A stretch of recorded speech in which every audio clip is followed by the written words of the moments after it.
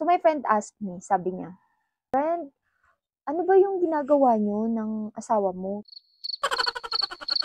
to keep relationship long last?" Ganyan.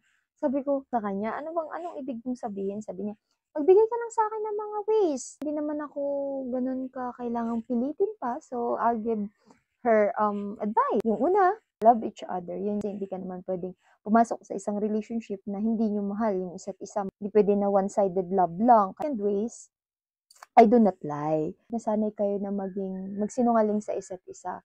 Hindi na siya healthy sa relationship niyo. Third one is, keep communication open. Dahil yung mga bagay na hindi naman pagkakaintindihan, dapat pinag-uusapan niyo yan. And then yung pang-apat, never say it's okay, even when it's not. Dapat kapag hindi tayo okay, kailangan nating sabihin na, "I'm not okay. Hindi ako okay diyan sa ginagawa mo."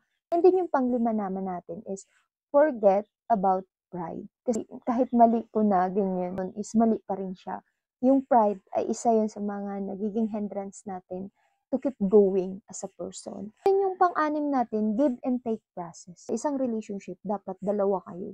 You need to love each other. Kapag mahal ka niya, edi mahalin mo siya. Kapag hindi mo naman mahal, sabihin mo agad, "B, baka iba na yan." And then the 7 is, don't be the perfect one, be the right one. And I hope you learned something from me. Yan. Naisip ko lang, bakit ba? Bye!